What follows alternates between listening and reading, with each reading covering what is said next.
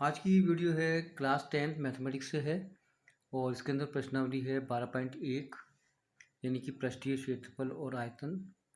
इस साल यानी कि 2023 और 2024 में केवल आपका 12.1 और 12.2 ही प्रश्नावली है, बाकी तीसरी और चौथी प्रश्नावली हट चुकी है।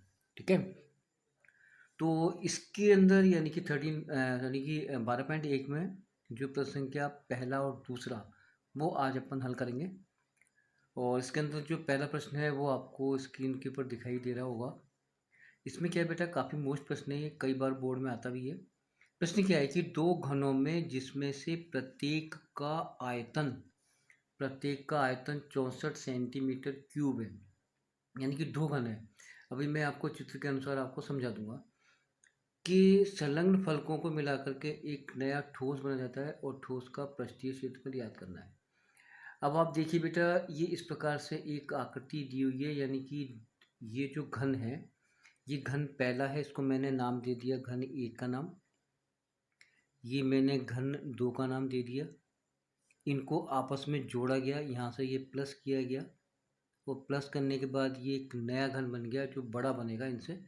लेकिन आपको छोटा दिखाई दे रहा होगा लेकिन बड़ा बनेगा, यानी कि ये आपका ये घन है, ये घन है। अब बेटा ये घना बन जाएगा। क्यों हो जाएगा? क्योंकि इसकी लंबाई बढ़ जाएगी। तो ये तो बेटा आपका है घन नंबर 1, ये है आपका घन नंबर 2। अब ये जो बन जाएगा बेटा, ये बन जाएगा आपका घनाभ।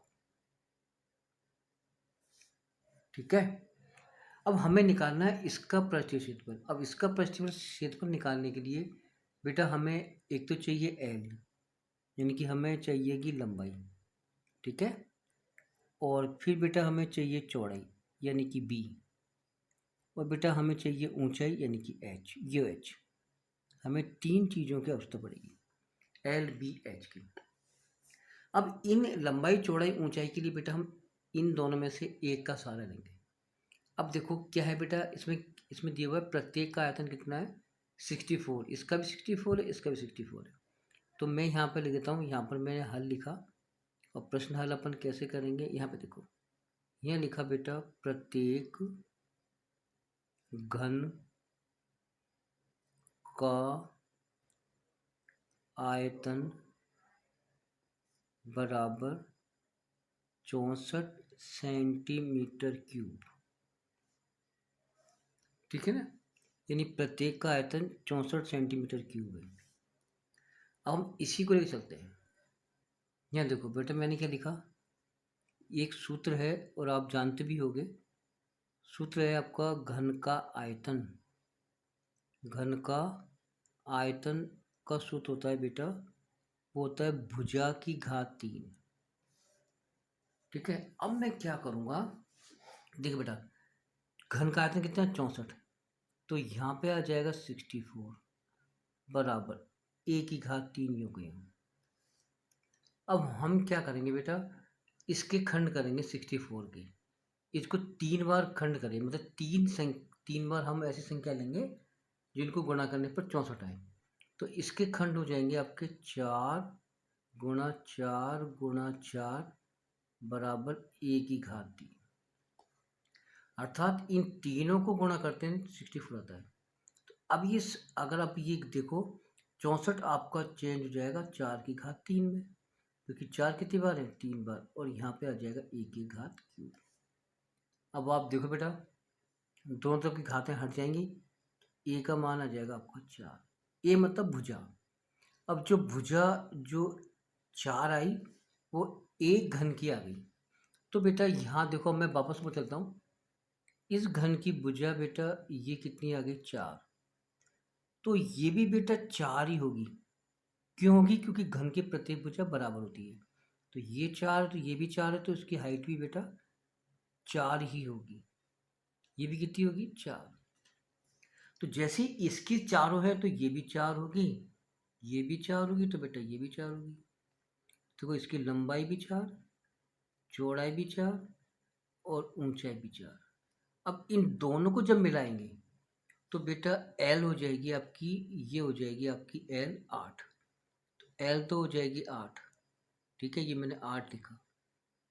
ठीक है, बी तो बेटा देखो 4 ही रहेगी, ये भी 4 रहेगी और एच भी बेटा यहाँ पर 4 रहेगी, केवल लंबाई बढ़ेगी, है ना।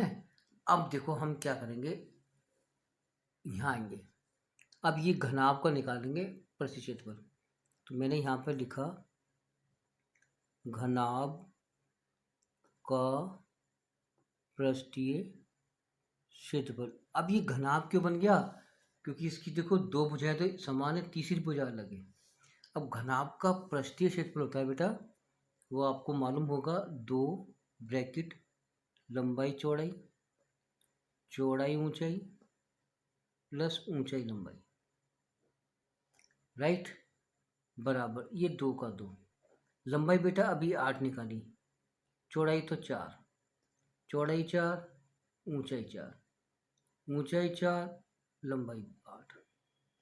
ठीक है, अब हम क्या करेंगे, ये 2 का 2, ये गुणा करेंगे तो 32, ये गुणा करेंगे तो 16, ये गुणा करेंगे तो 32। सही बेटा, चलो आ जाओ नीचे, ये 2 का 2, इनको सबको करते हैं तो 80 आता है। अब 80 को गुणा करेंगे 2 बार तो 160 आ जाएगा। अब ये आ जाएगा इसका पृष्ठीय क्षेत्रफल, किसका, इस बड़े वाले का। तो बेटा आपका आंसर होगा, इसका आ जाएगा पृष्ठीय क्षेत्रफल आपका 160 सेंटीमीटर क्यूब, जो मैंने अभी आपको हल करके दिखाया। ये बेटा इसका आंसर है इस प्रश्न का। काफ़ी मोस्ट प्रश्न है, इसका एक प्रश्न और लेकर के आया हूँ दूसरा, वो और हल करते हैं। प्रश्न नंबर 2 देखो, कोई बर्तन एक खोखले अर्धगोले के आकार का है। देखो बेटा, ये नीचे देखो, नीचे देखो, नीचे देखो, ये बेटा एक अर्धगोला है, ठीक है।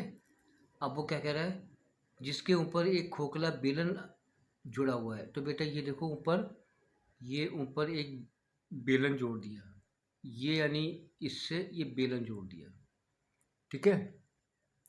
अर्धगोले का व्यास 14 है बेटा, ये यहाँ से यहाँ तक 14 है ना। तो आप देखो बेटा, व्यास बराबर दे रखा है इसने 14 सेंटीमीटर, तो रेडियस हो जाएगी आपकी 7 सेंटीमीटर, है ना, त्रिज्या व्यास की आधी होती है, ठीक है। चलो अब बेटा अपन देखते हैं, जब ये 14 है तो आधी 7 हो गई, तो बेटा इस अर्धगोले की जो हाइट है वो भी बेटा 7 ही रहेगी, ठीक है। तो अब हम क्या करेंगे, देखो यहाँ पे, अब ये जो बेलन प्लस बराबर अर्धगोला, अर्धगोले की त्रिज्या बेटा दोनों की दोनों 7 ही रहेंगी, ठीक है।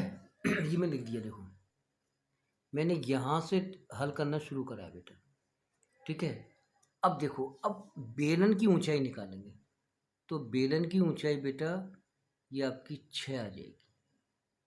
6 क्यों आ गई, 13 में से 7 घटा देंगे, ये पूरी 13 थी, उसमें से ये जो बेलन की ऊंचाई है, ये यहाँ से यहाँ तक, यहाँ से यहाँ तक की ऊंचाई 7 है, तो 13 में 7 गए तो 6 बचेंगे, ठीक है। तो अब मैं क्या लिखूँगा, बेलन की ऊंचाई, तो मैंने यहाँ पे लिखी बेटा बेलन की ऊंचाई, और बेलन की ऊंचाई बेटा 13 में से 7 लेस करे तो ये आपका 6 सेंटीमीटर आ गया, ठीक है। अब हमारे पास सारी व्यवस्था हो गई, अब निकालेंगे बर्तन का पृष्ठीय क्षेत्रफल। तो मैंने यहाँ पे लिखा बर्तन का पृष्ठीय क्षेत्रफल। अब इस बर्तन का मतलब ये है कि दोनों का मिला करके, तो पहले लिखा मैंने बेलन का पृष्ठीय क्षेत्रफल, बेलन का पृष्ठीय क्षेत्रफल, मेरी बात समझ में आ रही है आपको, प्लस अर्धगोले का पृष्ठीय क्षेत्रफल। तो यहाँ पे लिखा मैंने अर्धगोले का पृष्ठीय क्षेत्रफल, ठीक बेटा। चलिए अब बेलन का जो है वो आता है 2πr और h, और अर्धगोले का होता है 2πr², ठीक है। बेलन का होता है प्रति क्षेत्रफल 2πr/h और अर्धगोले होता है πr²।